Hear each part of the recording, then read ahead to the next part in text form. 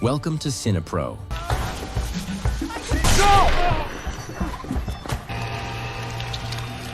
where we bring your favorite movies back to life with quick recaps, hidden details, and everything you missed. Our movie begins with geologists and prospectors in the heart of the desert. They are tasked with conducting a geological survey. After several explosions, they set off on the ground. They discover strange activity in volcanic vents beneath the sand. They are all surprised by the test results and manage to pinpoint the location of the unusual activity, which is about 7 kilometers away from their current position. They decide to explore the site themselves to uncover the reason behind these strange results. The three of them head to the location and find a strange bone statue standing alone in the desert. Nearby, they notice a block of sandstone. One of them approaches to take a sample and discovers it is hollow from the inside. They feel an unusual movement in the area. Suddenly, a creature emerges from within the block, and the man in front of it disappears. Shortly after, the rest of the team vanishes as well, leaving no trace behind. We then shift to Zach, a skilled prospector, who is assigned to head to a specific site. He accepts the mission and travels to the location, finding himself in the middle of the desert where he encounters an old man selling strange items. When Zach asks him about the place, the man hands him an item, claiming it is powerful, then falls silent. Zach waits under the sun for the person responsible for guiding him in the desert. Eventually, a truck approaches, and a man named Carl steps out to greet him. Carl is assigned to assist him. Zach notices a skull on the front of the truck but pays no attention to it and gets into the vehicle. As they drive, Zach observes many animal skeletons scattered around, with nothing left but bones. They reach the excavation station, where Zach introduces himself to the staff. He meets Mickey, who asks for his passport to register his entry. She checks his belongings and finds his bag full of equipment, including a small device. When she inquires about its function, Zach explains that it analyzes rock layers and can detect water at depths of up to 100 feet, or identify unusual activity in the soil. Johan, Mickey's colleague, mocks Zach, claiming he can find water with his bare eyes. Johan comments that he hopes Zach lasts longer than the last person who came to their station. A heated argument breaks out between Johan and Carl, escalating into a physical fight in front of Zach. Johan is thrown off the desk, prompting Zach and Mickey to leave the office. Mickey informs Zach that they will travel in the truck that delivers backup fuel to their station. The truck's primary purpose is transporting prospectors. Their destination is the last known location of the other prospectors, which is 17 hours away. Once they arrive, they will spend time searching for the team in the vast desert, as pinpointing their exact location is challenging. Carl prepares the truck with first aid, supplies, and weapons for the journey. Before they depart, a guard named Titus joins them, and their journey begins. During the trip, they discuss a missing vehicle that carried the prospectors. After traveling for several kilometers, they come across the missing vehicles and find 2 dead prospectors nearby. Shocked and unsure of how to proceed, they realize they must report the incident to the authorities, suspecting it might be a murder case. The condition of the bodies suggests an unnatural death. Since there were supposed to be 3 prospectors, they question the whereabouts of the third, Harvey. Titus discovers footprints leading away from the scene, possibly belonging to Harvey, who may have killed the others and fled. They follow the tracks, but additional footprints mysteriously appear out of nowhere, leaving them baffled. Strange symbols resembling warnings appear in the sand, adding to the mystery. Continuing their pursuit, they follow the tracks for about 30 kilometers and eventually find Harvey's mutilated body. They are shocked by the discovery, as it seems impossible for Harvey to have run such a long distance and then died in this manner within 9 hours of his disappearance. They identify Harvey by a metal pin in his injured leg. Carl remains convinced there is a killer at large and insists on searching for them. Due to the delay, they decide to camp for the night and leave the investigation to the authorities in the morning.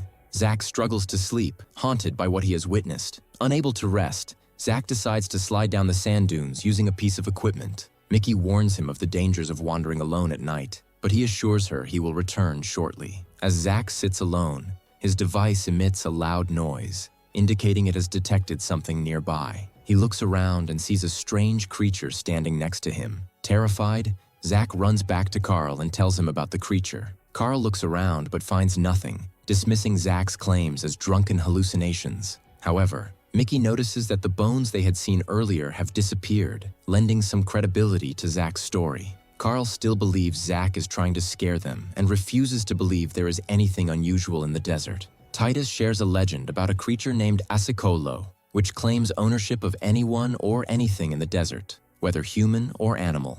The creature is said to live forever by draining life from the bones of living beings. Titus admits he never thought the legend could be true.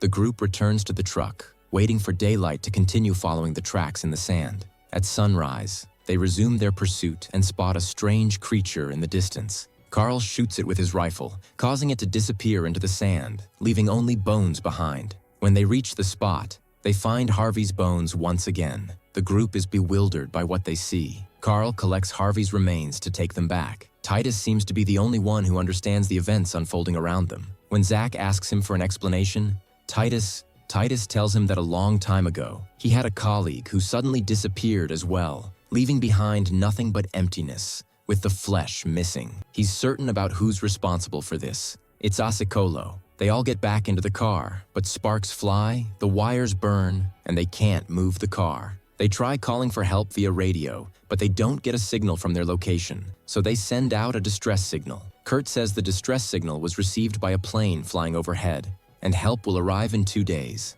Until then, they have enough supplies to last them at their location. They set up a tent and prepare for the night, assigning patrol duties to each person to monitor the area until night falls. Kurt takes his turn and then goes to sleep in his small tent. At that moment, the creature is watching them from afar. It notices Kurt sleeping alone and approaches him. Titus hears a sound around him, so he goes to check on Kurt and finds something controlling him, resembling black ants devouring his flesh. When Titus tries to save him, the ants take over his arm as well. Carly wakes up, shoots at Kurt's corpse, saves Titus, and they all escape to their car. The ants, unaffected by bullets, head toward them. Carly decides to pour gasoline on the ants and set them on fire, but Magda, the driver, stops him because the car is full of gasoline, and they could all die. Zach points out that the ants are retreating because of the gasoline spilled on the ground. Carly continues pouring gasoline on them until they sink beneath the sand and disappear. Returning to check on Titus, they find him in critical condition and in urgent need of a hospital as he has lost a lot of blood. Zach hears on his device that something is approaching them, so he goes out to pour more gasoline around the car.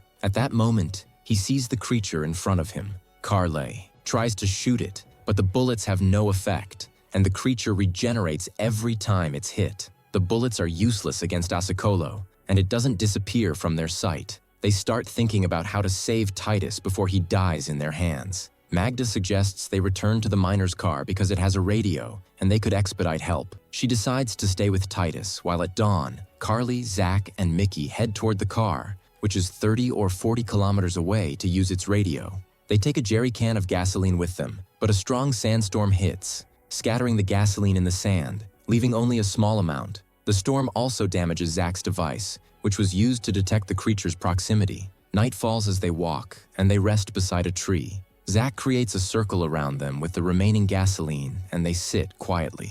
Zach hears a strange sound and asks about it. Mickey explains that it's the sound of the desert caused by the friction of sand grains in the stillness of the night, making the sand move. Zach points out that there's no wind at all. Suddenly, the strange creature appears before them, wearing Magda's face. They realize it has killed Magda and Titus and is now coming to kill them. It tries to approach, but the gasoline keeps it at bay. They stay awake until the next day. They wake up to the sound of the radio in the miner's car, realizing it's nearby. They run toward the sound and find a signal, reporting their location. They sit down and discover they are near the sandstone mass that the miners had broken earlier. They find something resembling a nest and realize they are in the queen ant's nest. Asicolo is a type of ant that had been living in the nest for a long time until someone broke it, threatening its survival. It now needs to feed on the most essential parts of the human body: flesh and bone. It uses the flesh to sustain itself and the bones as a structure to move.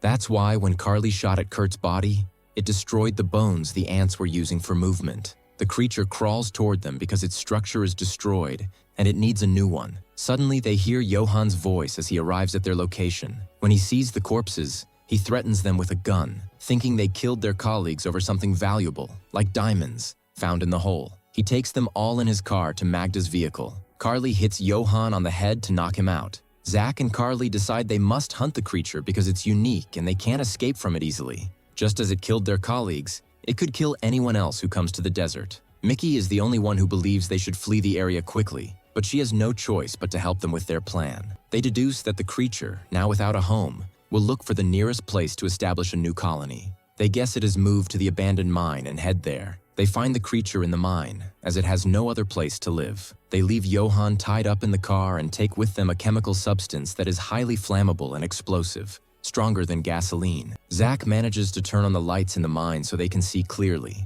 They search for Asakolo's nest and eventually find it. Carly tries to drive it out, but before the creature can kill him, Zach distracts it, luring it into a deep trench. They pour the chemical substance on it and set it on fire, but the creature grabs Carly's leg and pulls him down with it. Carly sacrifices himself by detonating the substance, killing both himself and the creature. After the explosion, they discover the source of the ants' control and find that the ants have surrounded them. Zach pulls out a dagger and stabs the control center, causing the ants to scatter. Zach and Mickey escape the mine just before it collapses. They find Johann dead in the car because they had left him tied up outside. Zach and Mickey are the only survivors, successfully killing Asakolo and saving others from its threat. If you liked today's video, don't forget to like, subscribe to the channel, and activate the bell to receive all new updates. See you in the next video. Goodbye.